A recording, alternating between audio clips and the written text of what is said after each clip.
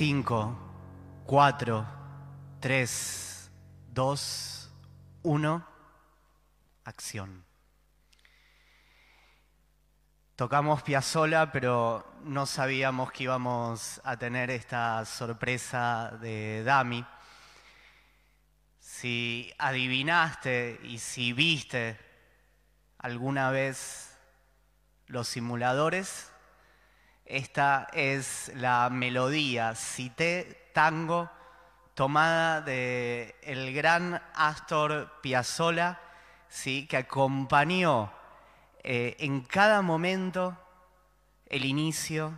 Para mí, ahí Hernán, antes le pregunté, comparte de la mejor serie de Argentina, de Latinoamérica, que tuvimos acá en Argentina. Damián Cifrón, su creador, contaba que un profesor de Hort le había acercado un disco en una versión moderna de esta gran canción y acá la pudimos disfrutar con Dami, L y Gaby, con este lujo que tenemos. ¿Por qué te voy a hablar de Los Simuladores? Voy a llegar al punto de contarte que tiene mucho que ver con lo judío. Primero, si hace mucho esta serie salió en uno de los años más difíciles de la Argentina, el 2001. Espero que lo que nos tocó vivir no se parezca tanto, pero existen algunas similitudes entre el 2001 y algunas cosas que vivimos. Crisis económica, desesperanza, sensación de que no hay futuro. Y en el medio, un grupo de actores con un joven director se animan a hacer una serie cuando no existía Netflix, cuando la televisión, por lo menos acá en Argentina, no le daba lugar a invertir en productos de calidad. Se animan a hacer algo que nunca jamás sucedió. ¿Cuál era la historia? Si no viste la serie, para recordar, después mirátela porque realmente para todas las edades merece la pena. Un grupo de 4 personas, Santos, Ravena, Lampone y Medina, ¿sí? Alguna vez me contó un amigo que tenía una remera, ¿sí?, con esos nombres, se vuelven superhéroes en versión argentina, en versión porteña.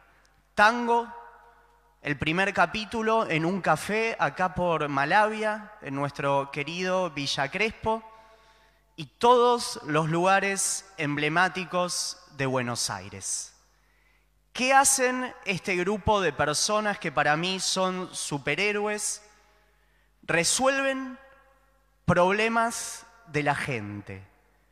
Pero a diferencia de los superhéroes americanos que peleaban así contra el enemigo, lo que van a hacer este grupo de personas es resolver, por ejemplo, y te digo, época de Argentina donde la gente se quedaba sin trabajo. Ayudan a una persona que le dicen, ya estás muy vieja para tu trabajo, a que no pierda su trabajo. Ayudan a un presidente que no tiene confianza en sí mismo, a que pueda recuperar su confianza. Ayudan a un inmigrante de Bolivia que no lo respetaban sus vecinos para darle dignidad. Se animan a denunciar lo que se llamó la maldita policía, cuando nadie lo decía, la corrupción que había en la Argentina. Y se animan a intentar que la gente cambie. Denuncian cómo en ese momento, cuando nadie hablaba de esto, las fotos y la producción de las modelos generaban una falsa idea de cuerpos perfectos que podían traer problemas de alimentación. Hablaban del bullying cuando ni sé si estaba esa palabra en la escuela. se animaban a decirlo. Y así podemos tener más y más casos que, nada, son increíbles, parejas en crisis, familias que no sabían cómo presentarse, todo tipo de situaciones. Lo que ellos hacían, de alguna manera, como te decía, no era enfrentar a los villanos así poderosos y malvados, sino que los mafiosos, los estafadores, los corruptos, los que trataban mal o discriminaban a otro, no tengan más lugar. ¿Y por qué? Pienso que los simuladores tienen mucho de judío. Lo obvio que alguien puede decir es Damián Cifrón, este genio que de muy joven los creó, identificado con el judaísmo, formó parte de la vida judía y le puso prácticamente a todos los personajes que aparecen nombres y apellidos judíos. Pero todo esto no tiene que ver solo con lo que hizo a los simuladores judíos. Ni esto, ni que aparezcan estas referencias, ni que aparezca la comida judía. Lo que tienen para mí de judío los simuladores tiene que ver con algo más especial. El gran filósofo y teórico político Leo Strauss definió una vez que el mundo del pensamiento podía dividirse entre Atenas y Jerusalén.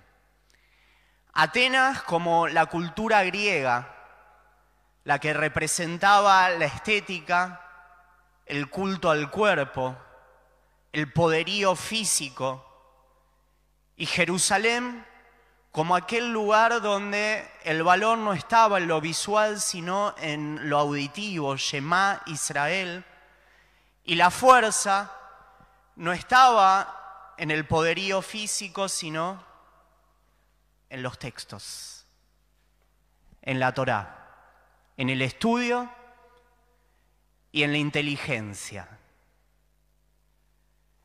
Los simuladores, como metáfora, son 4 personas que no tienen poder alguno. No los picó una araña radiactiva, no vinieron de otro planeta. Son tan porteños como vos y como yo. Lo que tienen es inteligencia. Y con inteligencia hasta le pudieron ganar al más poderoso. Esa inteligencia, ese valor que dicen nuestros profetas, no con la fuerza física, sino con la fuerza del Espíritu, esa inteligencia representa a los judíos.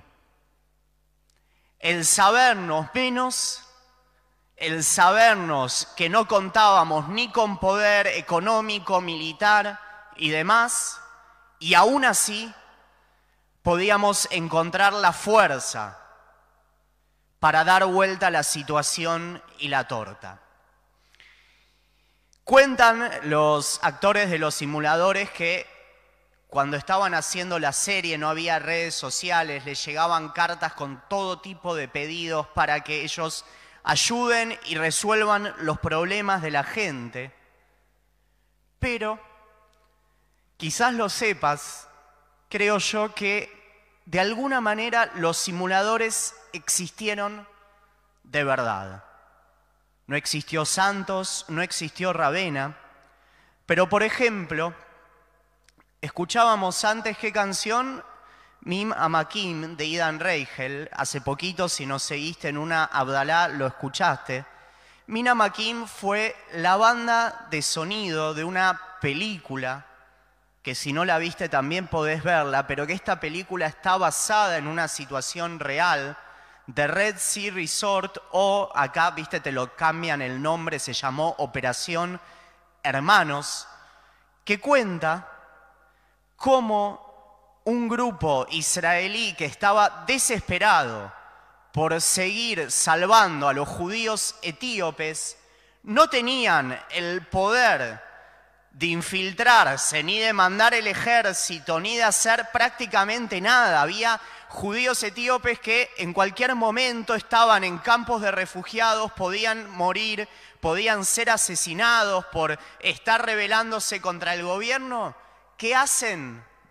Simulan, como decía Santos. ¿Y cómo simulan? Crean un resort de buceo en Sudán, se hacen pasar por inversores, se ponen en centro de buceo, aprenden a bucear al mejor estilo los simuladores y de noche empiezan a sacar etíopes. Un poco investigando, lo que le criticaban a la película es que en la situación real no fueron solo el grupo de israelíes que fueron para allá, sino que hubo una gran colaboración de los mismos etíopes para poder salir. Pero imagínate esto, ¿sí? Porque los simuladores, si lo viste, te emociona, que de repente ellos vayan y te creen un juicio para decir, bueno, voy a hacer que este tipo, no sé, que es un estafador de los más pobres, se vaya a Misiones, al Chaco, como Milazzo, y que no haga nada. Ahora, pensá que los israelíes, no eran, creo que eran 10 personas, menos de 20, se meten en Sudán, hablan con el propio gobierno y levantan un centro de buceo. ¿Quién iba a invertir en Sudán? Y gracias a eso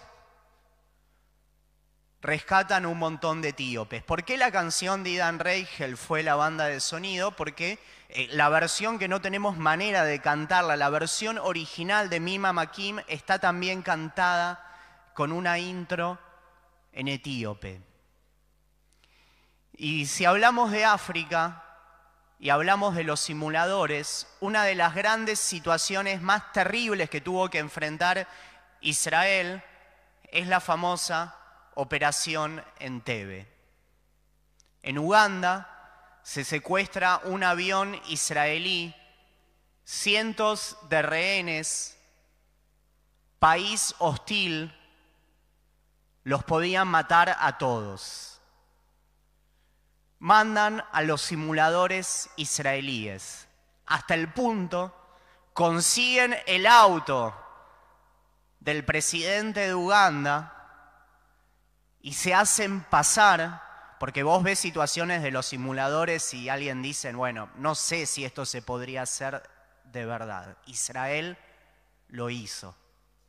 Se hacen pasar por el mismo presidente de Uganda para confundir a los terroristas y para hacer una de las operaciones de contraterrorismo más inteligentes de la historia, casi como uno de los capítulos con el banco. Lamentablemente, Yoni Netanyahu, el hermano del actual primer ministro de Israel, fue la única baja que cayó ahí en esta operación y no pudo salir. ¿Por qué? Acá en Ioná, en una sinagoga, en un lugar judío, quiero hablar de los simuladores y de estas operaciones y de estas cosas. En pleno 2001 hubo personas que se animaron, como ayer hablábamos con Espinosa de la esperanza, que se animaron a hacer lo que nadie jamás imaginaba. Cuando los estaban por dar de baja, porque pasaban las cosas de nuestra moneda como nos pasan ahora, los mismos actores tuvieron que poner de su bolsillo, les decían que no. Y lo hicieron. Y pensaba no solo en la ficción, sino en la realidad. Esto se pudo hacer en el 2001, y yo no soy ingenuo, estoy tan preocupado como vos de lo que nos toca en nuestro país, pero quiero pensar que la esperanza siempre sigue ahí. Y lo que hicieron fue demostrar que pase lo que pase, no hay mayor fortaleza que la inteligencia. El pueblo judío supo, como la historia de ayer, que nos podían expulsar de España, de Portugal, de acá, de allá, nos podían sacar las pertenencias. Lo que nunca nos podían sacar es acá, nuestra cabeza, que no es genética, que no es biológica, es esfuerzo, es cultivarlo. No somos ni mejores ni peores, es porque no nos quedaba otra tener que hacerlo. Y me gustaría decirte, en este año que está empezando, como hablamos con las transmisiones, yo no sé, y el que te dice, no, la economía va a ser, si hablábamos de los falsos profetas y con la pandemia, ¿cuántos falsos profetas hay con la economía? No sabemos.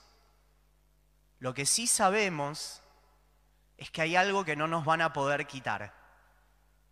La inteligencia, nuestra capacidad de estudiar, de pensar, que viene desde acá, de la Torá, pero viene cultivando quiénes somos. Y pase lo que pase, estemos en Argentina o veía quien estaba en El Salvador, en Guatemala, en cualquier parte del mundo, seguramente te esté tocando cosas parecidas. Y lo que yo quiero es que tengamos esta esperanza no ciega, sino esta esperanza de saber